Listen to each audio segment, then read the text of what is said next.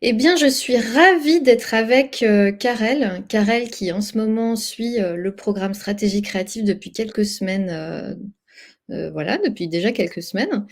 Déjà bonjour Karel, comment vas-tu? Bonjour, ça va, ça va, ça va. Heu, je voulais peut-être, avant de, voilà, te poser des questions, est-ce que tu peux te présenter, pour, savoir, voilà, ce que tu fais dans la vie? Qui es-tu? Qui suis-je? Alors, donc oui, je m'appelle Karel et ça fait, une dizaine d'années maintenant que je suis vannière. Donc je suis, installée, dans le Maine-et-Loire et pour l'essentiel de mon travail, je réalise du coup des paniers, des corbeilles ou d'autres objets, en osier. Donc l'essentiel de mon enfin, on va dire que le matériau, de prédilection, c'est l'osier. Donc l'osier, c'est du saule, donc c'est un matériau, local et je propose aussi, des ateliers et des formations, en vannerie. Voilà, j'ai un petit peu deux activités pour le moment. OK, je te remercie pour cette présentation. Moi, ce qui m'intéresse, c'est que tu décrives un petit peu comment tu étais, avant de rentrer dans le programme, où tu en étais, qu'est-ce qui se passait pour toi? Est-ce que tu peux nous en dire un peu plus? Ouais. Alors du coup, avant la formation, donc comme je disais, ça fait, enfin voilà, ça faisait une dizaine d'années que j'étais installée et Mmh. jusqu'à présent, en fait, je répondais beaucoup à des commandes, à des prototypes. Heu, voilà, je travaillais pas mal avec des professionnels, mais qui avaient un cahier des charges, précis sur lequel j'avais pas beaucoup de marge de manœuvre, on va dire, heu, Mmh. au niveau créativité. C'était plutôt du travail, comment dire? À la mesure. Mmh. C'est-à-dire, il faut que la pièce fasse telle forme, qu'elle, passe dans tel emplacement et cetera.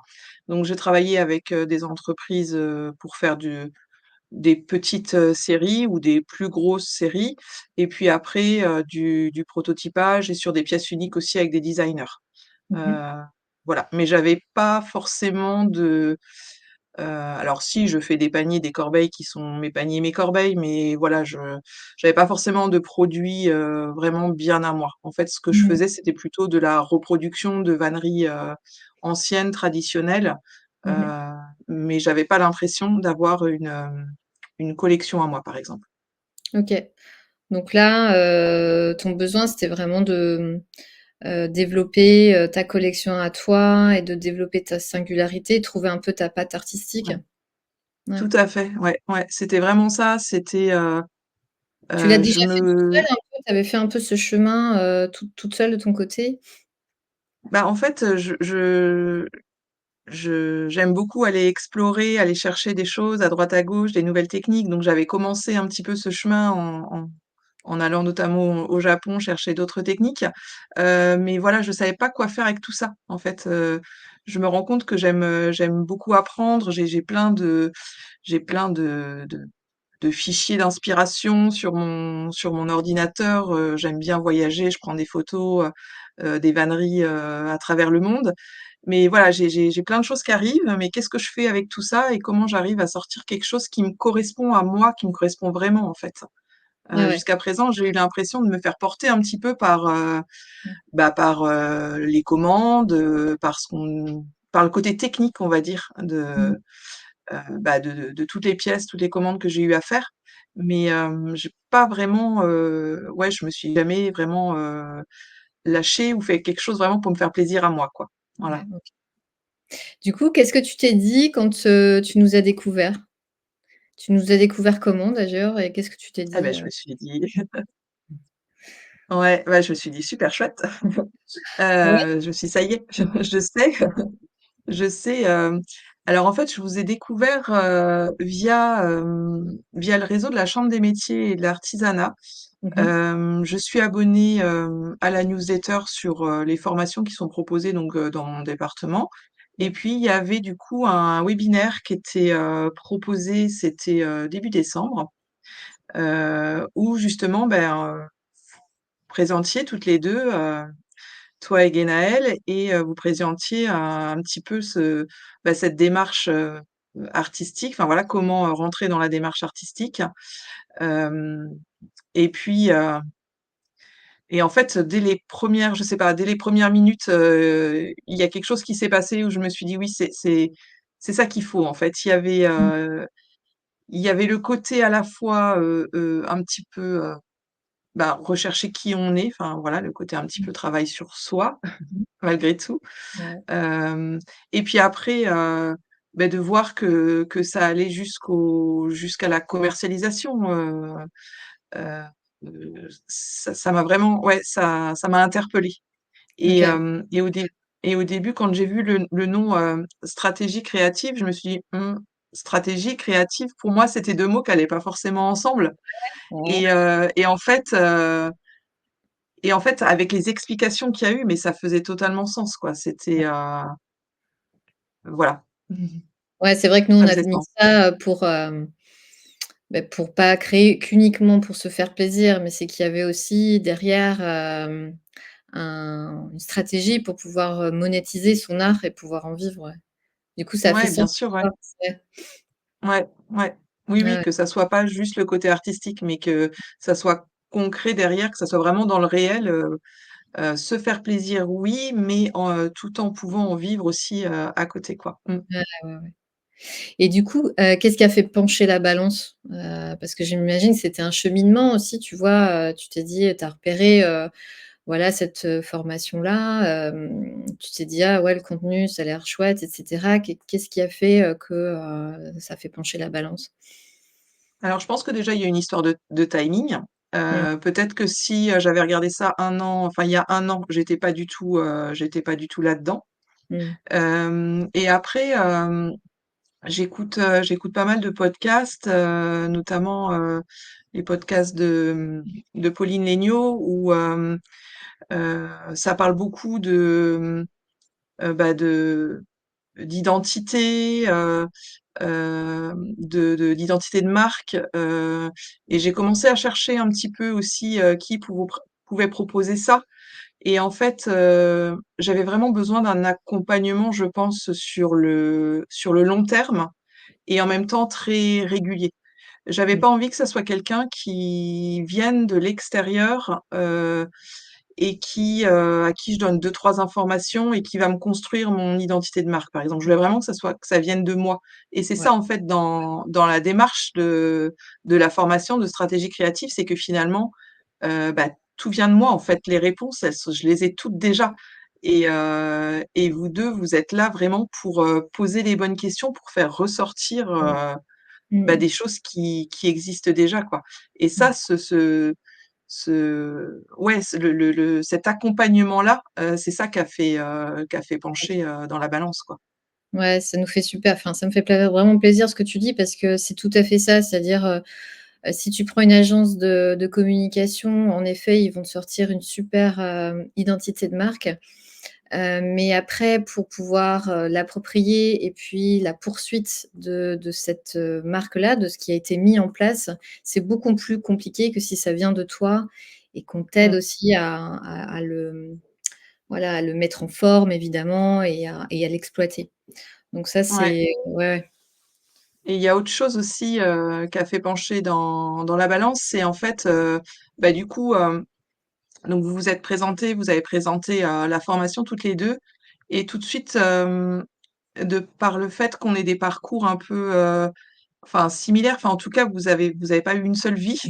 mmh, Vous êtes, créative aussi et enfin voilà, vous créez aussi des choses et le fait de pouvoir heu, ouais, se s'identifier, se c'est bien. voilà, s'identifier Mmh, exactement, ça donne confiance et je ouais, pense que, moi, j'ai besoin d'avoir quelqu'un en face à qui je fais confiance pour pouvoir, m'exprimer, pour pouvoir, sortir des choses et si j'avais pas eu confiance en vous dès le début, je pense que la formation ne pourrait pas être aussi pertinente.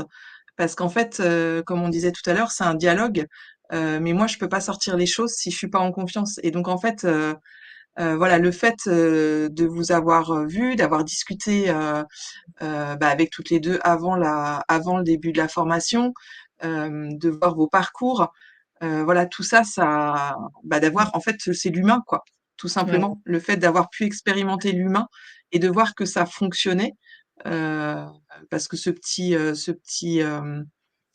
échange d'une heure, en fait, il était super important, quoi. ouais, C'est vraiment ça qui a fait: «OK, bah, ça marche, ça fonctionne, donc oui, je me lance». ouais. Ouais, ouais, OK et du coup, on est donc 2, tu l'as dit, hein, moi et puis Guénaël. Qu'est-ce que tu penses, ouais, de notre complémentarité? Mais c'est Le fait chouette, qu'on soit 2, qu'est-ce que tu en penses? comment? J'ai pas entendu la Le dernière, fait qu'on soit phrase. toutes 2, le fait qu'on Ouais. soit toutes les 2, qu'on soit 2, qu'est-ce que tu en penses?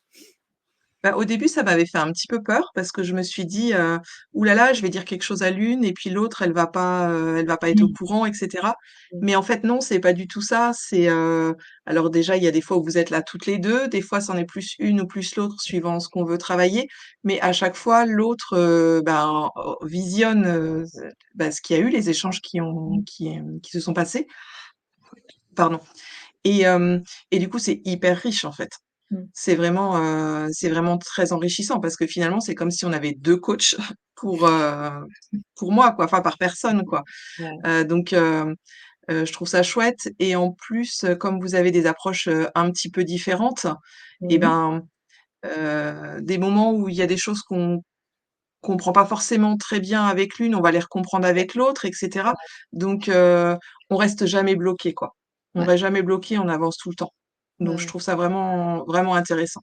ouais, super. Du coup, maintenant, tu es un peu plus avancé dans le programme. Qu'est-ce qui a changé pour toi, là? Et ben, en fait, j'ai pris une confiance.